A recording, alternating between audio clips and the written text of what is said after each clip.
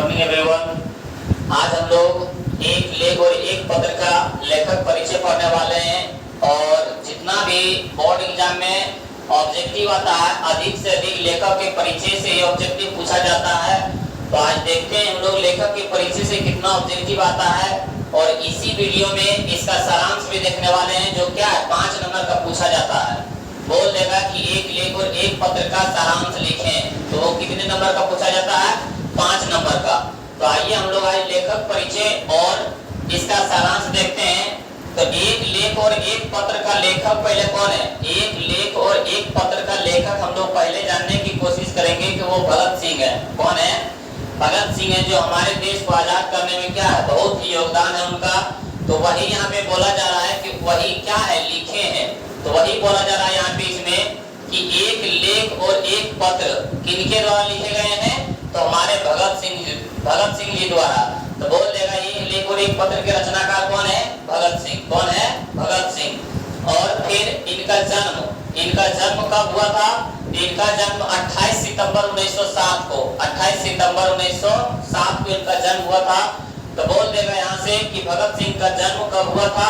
तो 28 सितंबर 1907 को 28 सितंबर 1907 को इनका जन्म हुआ। और शहादत बोले, मृत्यु बोले या तो फांसी बोले, सभी एक ही बात है। याद रखना है, शहादत बोले या तो मृत्यु बोले या तो निधन बोले या तो इनको कब फांसी हुआ, सब बात देखी है। इनको कब शहादत या निधन या मृत्यु या फांसी कब मिला? तो 23 मार्च 1921 को। कब मिला था? 23 मार्च 1921 को। सोचिए कि इनका कितना उम्र, कम ही उम्र में क्या है ये देहांत हो गया, इनका मृत्यु हो गया। 28 सितंबर 1907 को इनका क्या हुआ? जन्म ही हुआ। 1907 को जन्म हुआ और 1921 में क्या हुआ? इनका देहांत ही हो गया। इनका क्या हो गया? देहांत हो गया। लगभग ये क्या है 23 से 24 साल तक ये क्या है जिंदा रहे। तो वही बोल रहा है कि इनकी जो निधन हुआ, शहादत हुआ 23 मार्च 1921 को। वो कब? शाम 7:33 में। कहाँ पे? लाहौर षड्यंत्र केस में फांसी दिया गया। कहाँ दिया गया था? लाहौर में। जो आज कहाँ अभी जो लाहौर है कहाँ पड़ता है? वो पाकिस्तान में पड़ता है। तो वही बोल रहा है कि 23 मार्च 1921 में इनका क्या हुआ था? शहादत हुआ। और कितने बजे? बोल देगा कि भगत सिंह को कितने बजे फांसी लगा था? तो शाम में। कब? शाम में। कितने बजे? 7:33 पर। 7:33 पर। और फिर अगला है इसका क्या? जन्म स्थान कहाँ है? बंगाचक नंबर कितना? 105। बोलता नहीं कि गांव देहात में घर किस नाम से जाना जाता है? हमारे पिताजी के नाम से जाना जाता है। लेकिन जो शहर है, शहर में मतलब जो घर होता है वो किसके नाम से जाना जाता है? तो घर के नंबर से। तो वही बोल रहा है कि बंगाचक नंबर कितना था? 105। गुगेरा बांच वर्तमान में कहाँ पड़ता है? लावलपुर कहाँ है? वो पाकिस्तान में। अभी लावलपुर कहाँ है?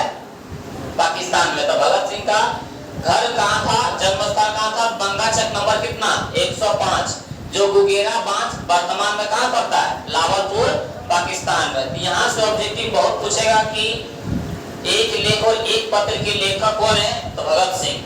कौन है? भगत सिंह। भगत सिंह का जन्म कब हुआ है? तो 28 सितंबर 1907 को। 28 सितंबर 1907 को। फिर इनका निधन या तो शहादत या तो इनको फांसी कब दिया गया था? तो हम लोग बोलेंगे 23 मार्च 1921 को। किस समय दिया गया था? तो शाम में। कितने बजे दिया गया था? तो 7:33 में। इनका जन्म कहाँ? इनका जन्म स्थान कहाँ है? तो बंगाचक नंबर कितना? 105 गुगेरा बांच जो अभी वर्तमान में कहाँ है? लावलपुर पाकिस्तान में। वो कहाँ है? पाकिस्तान में। और फिर आगे देखते हैं, बोल रहा है यहाँ पे कि पैतृक गांव, इसका पैतृक गांव कहाँ पड़ता था? तो खटकला गांव पंजाब पे पड़ता था। कहाँ पड़ता था? पंजाब में पड़ता था। और फिर बोला माता पिता, इनके माता के नाम और पिता के नाम क्या है? तो माता के नाम क्या रखेंगे? विद्यावती। एवं पिता के नाम क्या रखेंगे? सरदार किशन सिंह। बोल देगा सरदार किशन सिंह भगत सिंह के कौन थे? तो हम लोग क्या बोलेंगे? पिता। या तो भगत सिंह के पिताजी के क्या नाम थे? तो सरदार किशन सिंह। और फिर बोल रहा है कि परिवार, इसका परिवार देखिए, बोल रहा है कि संपूर्ण परिवार स्वाधीनता सेनानी, पिता और चाचा अजीत सिंह। बोल रहा है कि इनके पूरे परिवार क्या थे? सेनानी नहीं थे। पूरे परिवार इनको क्या है देश आजाद करने में जुट गए थे, पूरा जितना भी परिवार थे। बोले चाचा और चाचा पिता और चाचा अजीत सिंह लाला लाजपत राय के सहयोगी है। बोल देगा कि जो उनके पिताजी है भगत सिंह के जो पिताजी और चाचा जी हैं किनके सहयोगी है, किनके सहयोगी हैं? तो हम लोग यहाँ बोलेंगे लाला लाजपत राय। किनका है? लाला लाजपत राय का सहयोगी है। कौन कौन? तो भगत सिंह के पिता और चाचा जी। समझने की कोशिश करेंगे हम लोग कि बोल देगा कि भगत सिंह के चाचा जी और पिताजी किनके सहयोगी थे? हम लोग क्या रखेंगे? लाला लाजपत राय के, लाला लाजपत राय का। और बोल देगा कि चाचा के नाम उनका क्या था? अजीत सिंह। भगत सिंह के चाचा जी के कौन थे? अजीत सिंह थे। कौन थे? अजीत सिंह थे। और फिर बोले अजीत सिंह को मांडले मेल में देश निकाल दिया गया। क्या है? निकाल दिया गया। और बाद में विदेश जाकर क्या किया? मुक्ति संग्राम का संचालन करने लगे। बोले ये भी क्या थे? इनके जो चाचा भी थे वो भी जेल गए थे। कौन? मंडाला मेल में। मंडाले मेल में क्या थे? वो भी जेल गए थे, लेकिन उनको निकाल दिया गया। वे कहाँ चले गए थे? वे विदेश चले गए और विदेश से मुक्ति संग्राम का संचालन करने लगा। और छोटे चाचा जो सरदार स्वर्ण सिंह थे, इनके जो छोटे चाचा थे वो कौन थे? इनके छोटे चाचा का नाम क्या था? सरदार स्वर्ण सिंह। सरदार स्वर्ण सिंह भी जेल गए। सोचिए इनके पिता भी कई बार, बोल देगा कि पिता कितने बार जेल गए? तो अनेकों बार। भगत सिंह को तो जेल में ही फांसी हुआ। चाचा उनके जो बड़े चाचा थे अजीत सिंह को भी जेल हुआ। उनके जो छोटे चाचा है उनके सरदार स्वर्ण सिंह, उनको भी जेल हुआ। तो सोचिए इनका परिवार क्या, पूरा परिवार क्या हमारे देश आजाद करने में समर्पित कर दिया अपना, उसका पूरा परिवार।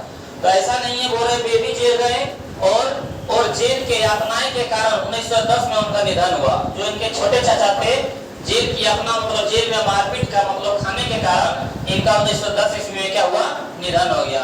फिर भगत सिंह की शहादत के बाद उनके भाई कुलवीर सिंह और कुलतार सिंह को देवली कैंप जेल में रखा गया। सोचिए अभी तक तो इनके चाचा जी और पिताजी को जेल हो रहे थे और भगत सिंह को, लेकिन जैसे उनकी मृत्यु हुआ किनका? भगत सिंह का, तो उनके दो भाई हैं। बोल देगा भगत सिंह के कितने भाई हैं? दो भाई हैं। कौन कौन है? देखो कुलवीर सिंह और एक कुलतार सिंह। कौन कौन है?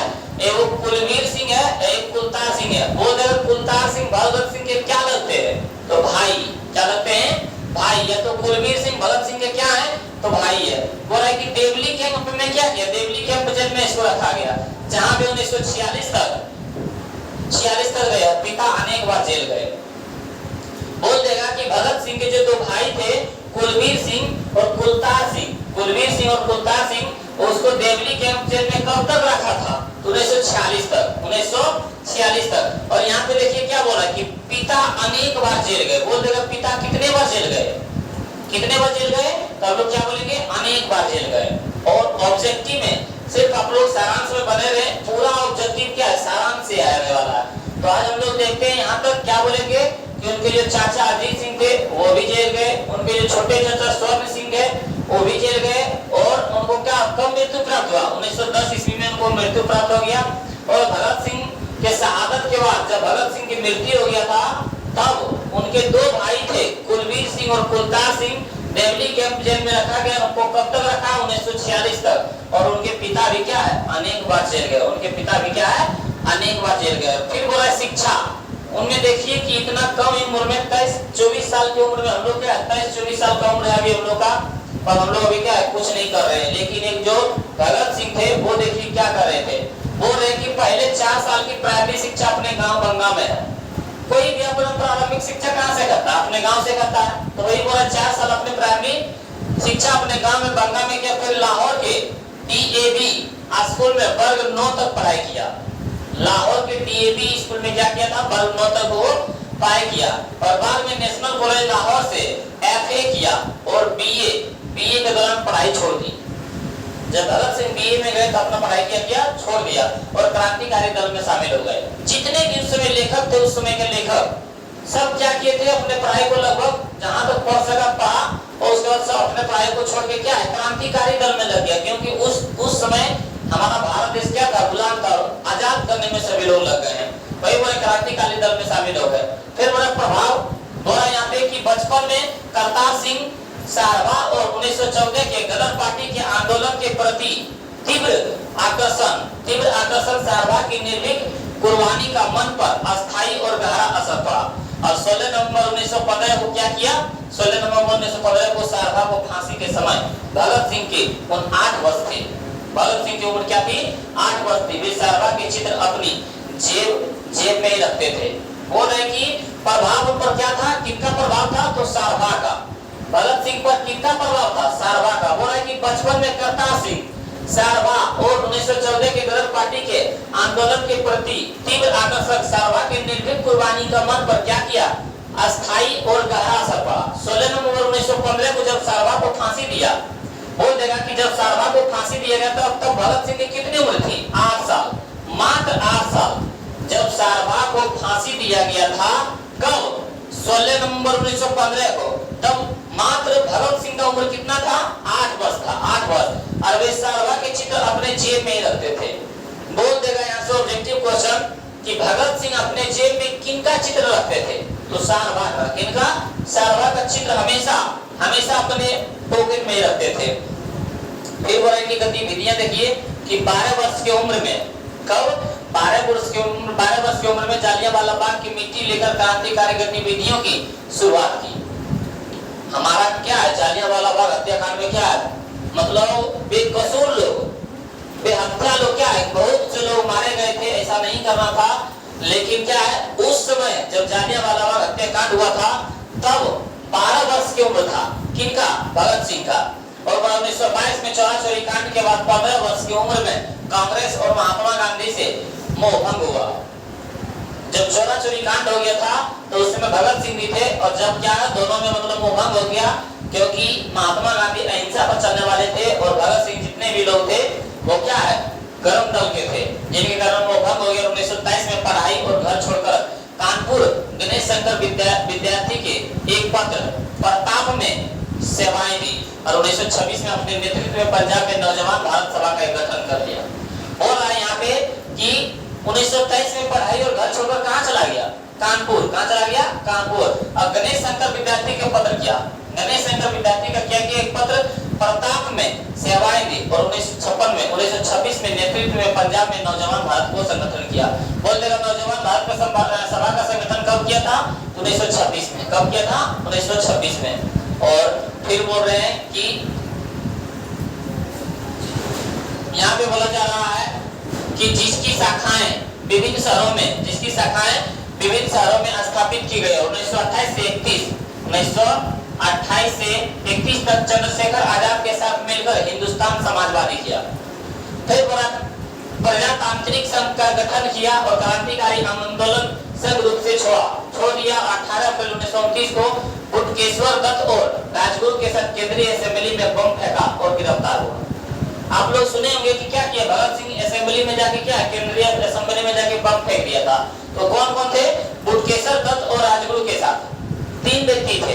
एक बुटकेश्वर थे, एक वो राजगुरु थे, और एक भगत सिंह थे। ये तीनों जाकर केंद्रीय असेंबली में क्या किया? बम फेंक दिया। क्या हुआ? गिरफ्तार हो गए। ये कब की बात है? 1929 की। बोल देगा केंद्रीय असेंबली में कब बम फेंका था? 1929 में। कौन कौन? तो बुटकेश्वर दत्त और राजगुरु के साथ केंद्रीय असेंबली में क्या किया? बम फेंक दिया, और उस समय क्या हुआ था? गिरफ्तार हो गया। खुद पकड़ा गया था। भागने चाहता तो भाग जाता, लेकिन खुद पकड़ा गया। फिर पहली गिरफ्तारी अक्टूबर 1916 में दशहरा मेले में हुए बम विस्फोट के कारण मई 1927 में क्या किया इसको? मई 1927 में हुई।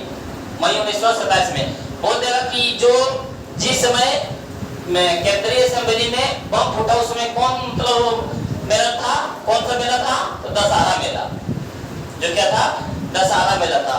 और फिर बोला है कि कृतियां इनकी देखिए 23-24 वर्ष की उम्र में कितनी कृतियां लिख दिए थे।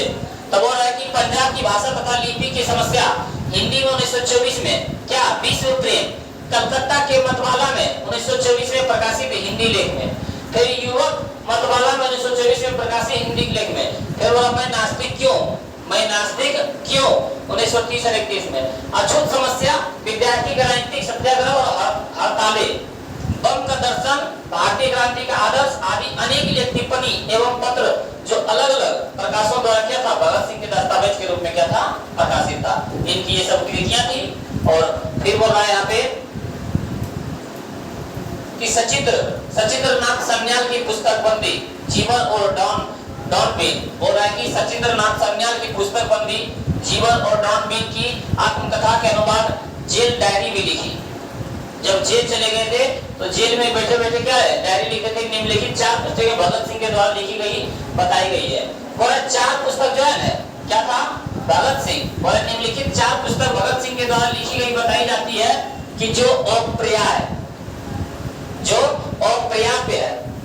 जब भगत सिंह जेल में थे तो उस समय क्या कर रहे थे कि डायरिया लिखते थे, और डायरिया लिखने के बाद वहां से वो 4 डायरी को लुप्त कर दिया। अंग्रेजों ने क्या किया, वो 4 डायरी को बाहर आने ही नहीं दिया। कौन कौन था वो, तो वो समाजवाद का आदर्श था, आत्मकथा था, भगत सिंह में क्रांतिकारी आंदोलन का इतिहास, और बोल रहा है कि मौत के दरवाजे।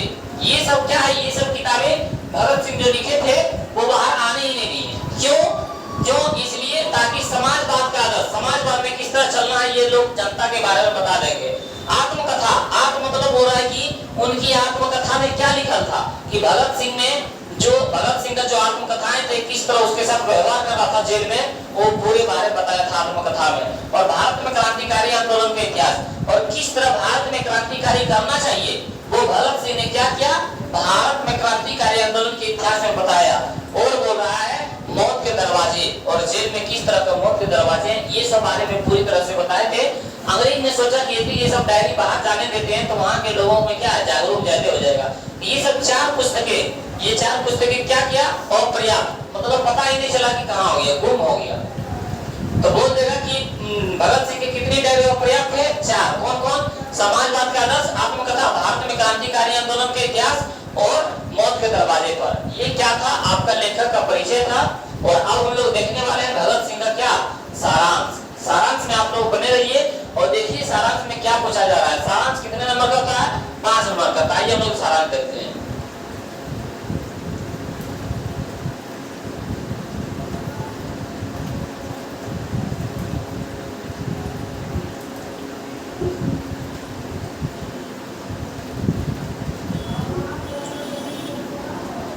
हम लोग देख रहे हैं एक लेख और एक पत्र का सारांश, जो हमारे बोर्ड एग्जाम में 5 नंबर का पूछ देगा। बोल देगा एक लेख और एक पत्र का सारांश लिखें। यदि आप लोग इस तरह से जिस तरह समझाए हैं और जिस तरह समझाएंगे उस तरह यदि आप लोग लिख देते हैं तो उसमें से 5 नंबर का पूछा जाता है।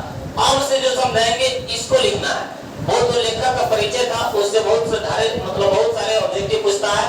तो ये जो हम बताने वाले हैं यहाँ से आप लोगों को लिखना है और ज्यादा नहीं है। और यदि आप लोग इस तरह लिख देते हैं, 4-5 बार सिर्फ आप लोग सुन लेते हैं, तो क्या आप लोगों को अच्छी तरह से याद होगा।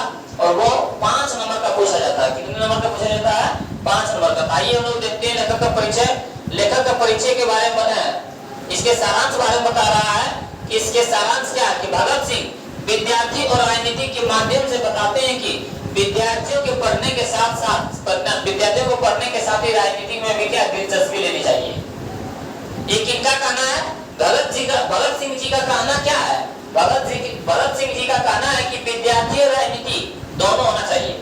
आप विद्यार्थी हैं वो ठीक है, लेकिन विद्यार्थी के साथ क्या क्या होना चाहिए, राजनीति में भी भाग लेना चाहिए। वो के माध्यम से बताते हैं कि विद्यार्थियों को पढ़ने के साथ साथ राजनीति में भी दिलचस्पी लेनी चाहिए।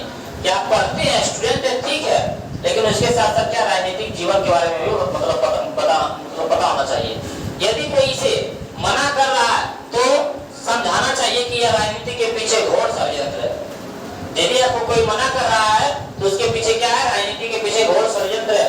और हो रहा है कि क्योंकि विद्यार्थी युवा होते हैं, उन्हीं के हाथ में देश की बागडोर है। हो रहा है कि एक दिन विद्यार्थी क्या करता है, देश को संभालता है, तो उन्हीं के हाथों में क्या है, बागडोर है। इसीलिए विद्यार्थियों के होते हुए भी राजनीतिक में क्या भाग लेना चाहिए। हाथ में बागडोर है। भगत सिंह व्यवहारिक राजनीति का उदाहरण देते हुए नौजवान को यह समझाते हैं कि महात्मा गांधी, जवाहरलाल नेहरू और सुभाष चंद्र बोस का स्वागत करना और भाषण सुनना यह व्यवहारिक राजनीतिक नहीं तो और क्या है। और यदि व्यवहारिक राजनीतिक जानना है तो किनके बारे में, वो महात्मा गांधी के बारे में, जवाहरलाल नेहरू जी के बारे में, सुभाष चंद्र बोस के बारे में, स्वागत करना और भाषण सुनना, यही तो व्यवहारिक राजनीति है। यही तो क्या है, व्यवहारिक राजनीति। नहीं तो ये क्या है? जब भी बोलते हैं कि ये सब गलत है, तो ये सब व्यवहारिक राजनीति नहीं है, तो ये क्या है? बोल रहा है कि इसी बहाने में हिंदुस्तानी राजनीति पर तीक्ष्ण नजर भी डालते हैं। और भगत सिंह मानते हैं कि हिंदुस्तानी को इस समय ऐसे देश सेवाओं की जरूरत है, ऐसे देश सेवाओं की जरूरत है जो तन मन धन से क्या है, देश पर अर्पित कर दे। ऐसी हिंदुस्तानी को उनको खोज है कि जो व्यक्ति अपने हिंदुस्तान के तन मन धन पूरी क्या करे, निछावर कर दे, पूरी निछावर कर दे और पागलों की तरह सारी उम्र क्या है, देश के पीछे क्या करे, बिता दे, निछावर कर दे। भाई बोल रहा है आजादी है उससे विकास में निछावर कर दे, क्योंकि विद्यार्थी देश दुनिया के हर समस्या में परिचित होते हैं। एक ऐसा विद्यार्थी है वो क्या हर एक समस्या से परिचित होते हैं। विद्यार्थी का जीवन सभी कष्टमय जीवन से क्या है, गुजर कर आगे बढ़ता है। तो ये बोल रहे हैं कि विद्यार्थी एक ऐसा है कि जो दुनिया के क्या करता है, हर समस्या से परिचित होते हैं, हर दुखों से वो क्या है, झेल के आगे बढ़ते हैं। वही बोल रहे हैं कि विद्यार्थियों को क्या है, एक देश की जरूरत है, देश को सेवा करने की जरूरत है। उनके पास अपना विवेक होता है, किस तरह आगे बढ़ना चाहिए, किस तरह आगे करना चाहिए। स्टूडेंट ये कैसा है कि किस तरह पढ़ना चाहिए, कैसा काम करना चाहिए, ये किनके मन में होता है? ये मन में होता है एक स्टूडेंट के मन में अपना विवेक होता है, और वे इन समस्याओं के समाधान में योगदान दे सकते हैं। अतः विद्यार्थी का पॉलिटिकल में भाग लेनी क्या है, भाग लेनी चाहिए। ये किनका कहना है? ये हमारे भगत जी का कहना है, भगत सिंह जी का कहना है कि क्या करना चाहिए, विद्यार्थियों को जीवन में भाग एकदम लेना चाहिए, क्योंकि वे हर समस्याओं से परिचित रहते हैं। तो ये आप लोग लिख देते हैं इतना यदि आप लोग लिख देते हैं तो कितना आता है, 5 नंबर का आता है। कितना नंबर का? 5 नंबर का। तो आप लोग आशा करते हैं कि आप लोग जरूर लिख देंगे और आप लोग इसको समझे होंगे, तो अपने दोस्तों के पास शेयर करें। धन्यवाद।